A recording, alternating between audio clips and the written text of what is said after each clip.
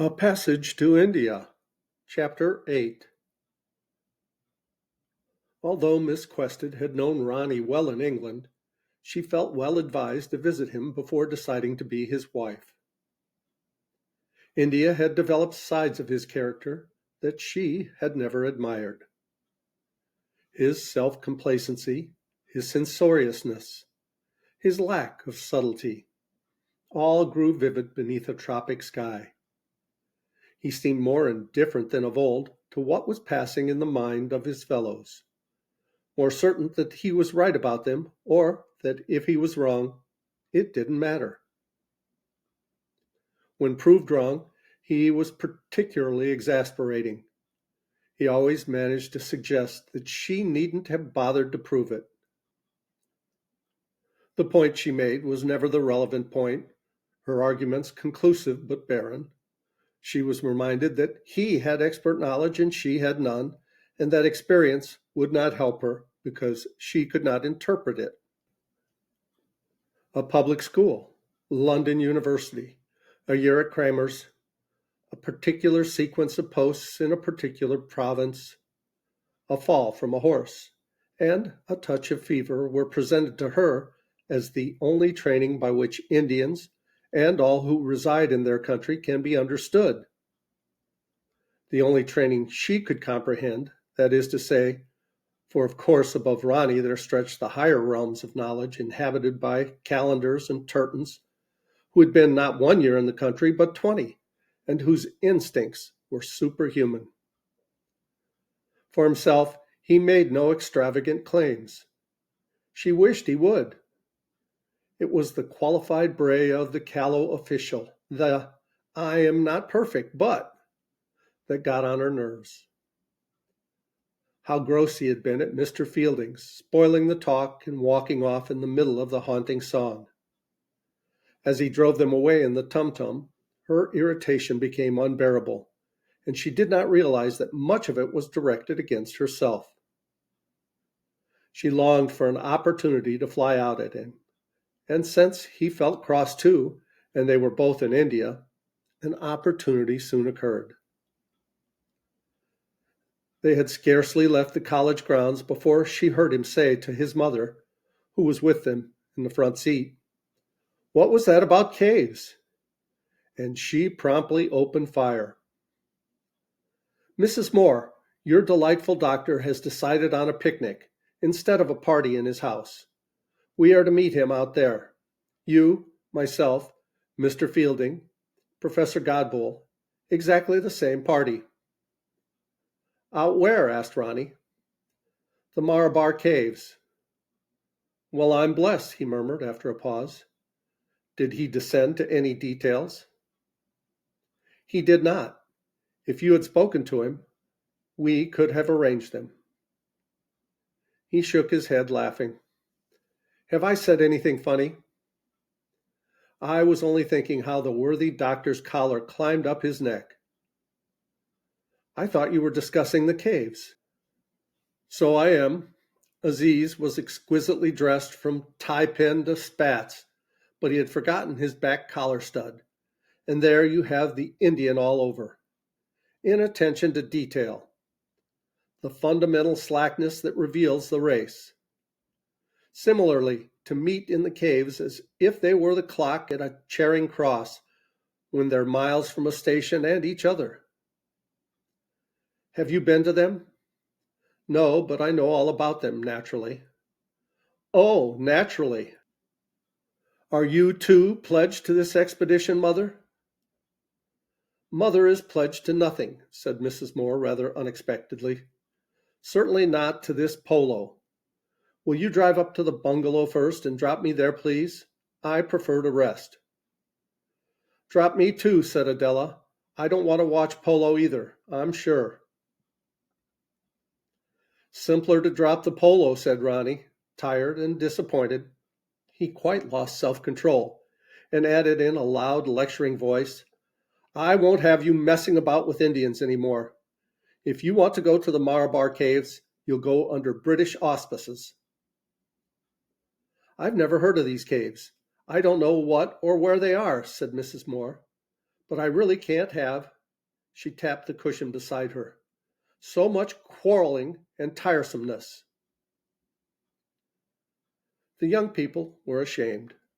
They dropped her at the bungalow and drove on together to the polo, feeling it was the least they could do.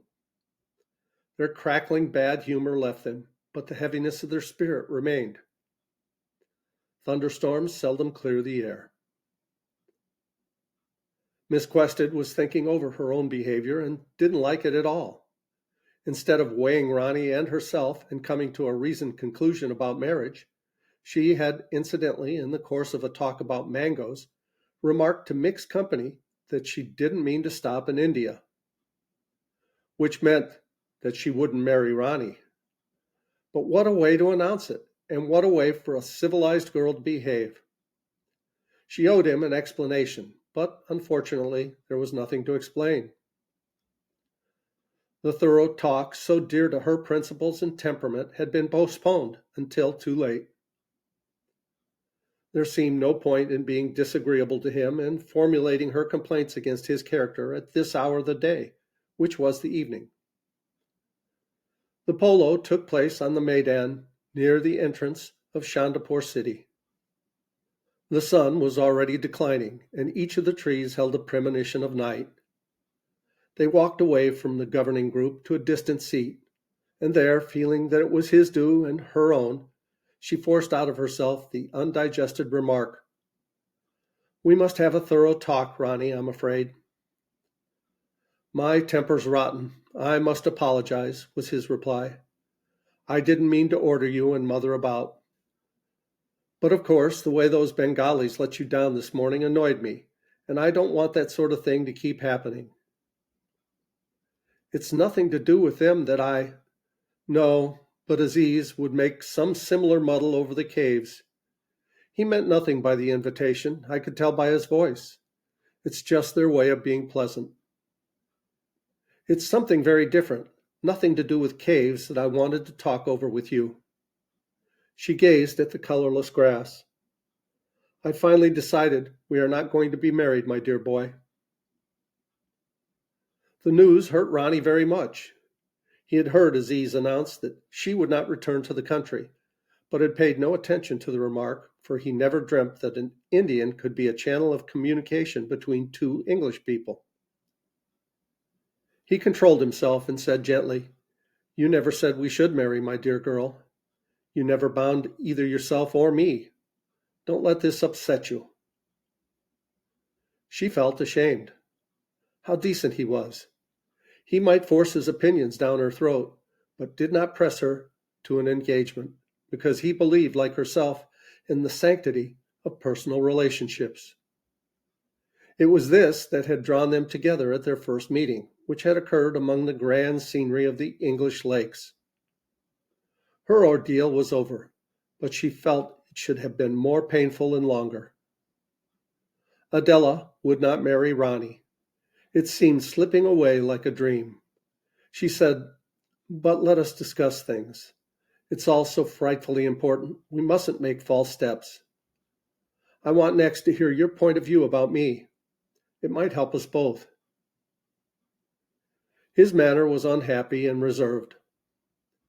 "I don't much believe in this discussing. Besides, I'm so dead with all this extra work Moharram's bringing, if you'll excuse me. I only want everything to be absolutely clear between us, and to answer any questions you care to put to me on my conduct." "But I haven't got any questions. You've acted within your rights. You were quite right to come out and have a look at me doing my work. It was an excellent plan. And anyhow, it's no use talking further. We should only get up steam." He felt angry and bruised. He was too proud to tempt her back, but he did not consider that she had behaved badly, because where his compatriots were concerned, he had a generous mind. "I suppose that there is nothing else. It's unpardonable of me to have given you and your mother all this bother," said Miss Quested heavily, and frowned up at the tree beneath which they were sitting. A little green bird was observing her, so brilliant and neat that it might have hopped straight out of a shop. On catching her eye, it closed its own, gave a small skip, and prepared to go to bed. Some Indian wild bird. Yes, nothing else, she repeated, feeling that a profound and passionate speech ought to have been delivered by one or both of them. We've been awfully British over it, but I suppose that's all right. As we are British, I suppose it is. Anyhow, we've not quarreled, Ronnie. Oh, that would have been too absurd. Why should we quarrel? I think we shall keep friends. I know we shall. Quite so. As soon as they had exchanged this admission, a wave of relief passed through them both, and then transformed itself into a wave of tenderness and passed back.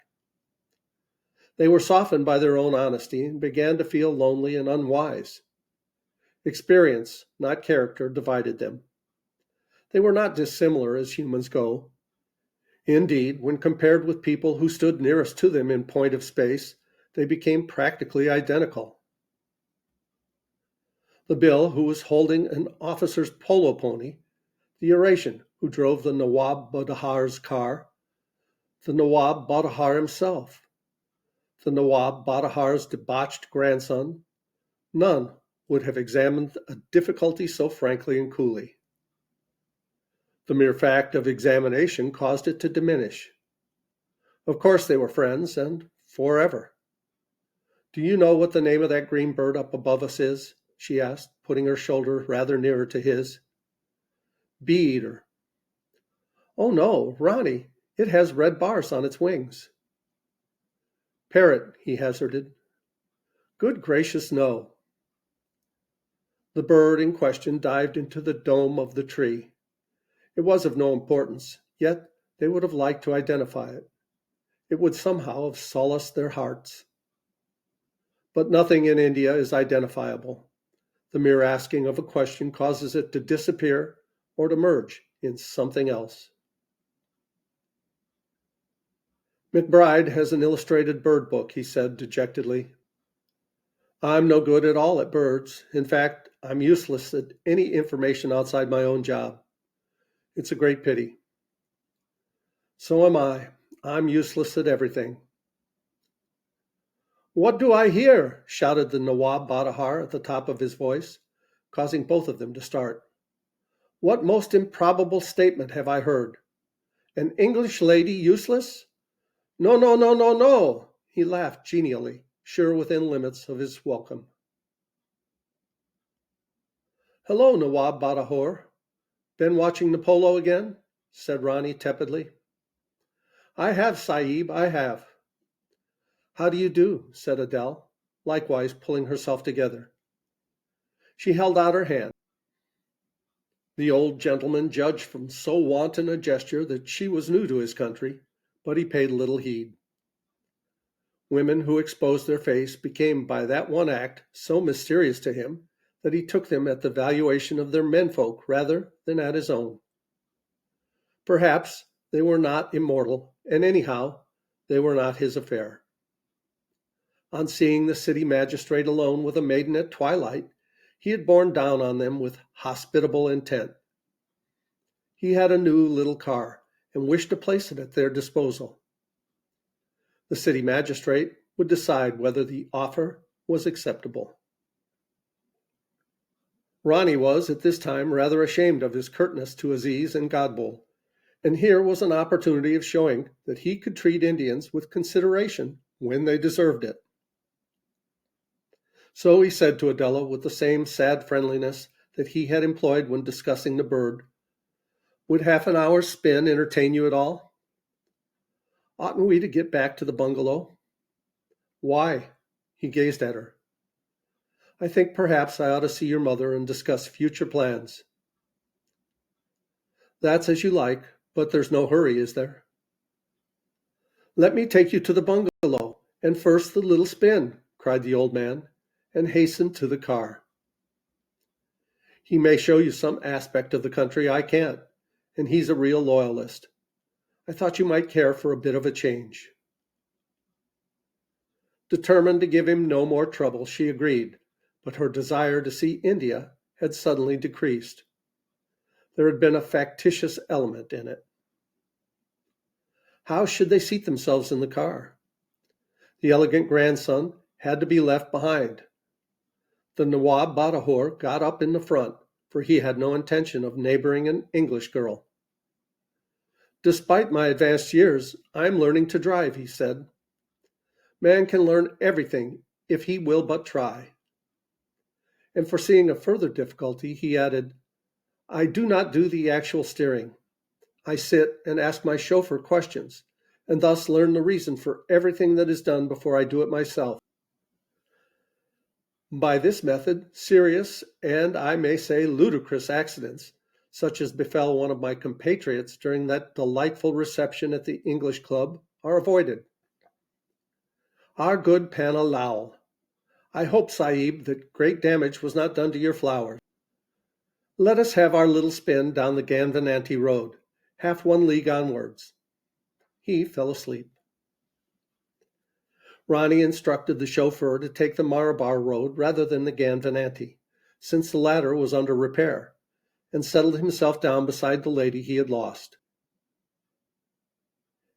And I think we'll pause here, and we'll continue with this story in the next video. Please like, subscribe, leave a comment below. Thanks so much for watching. I love you guys. As Tigger says, ta-ta for now.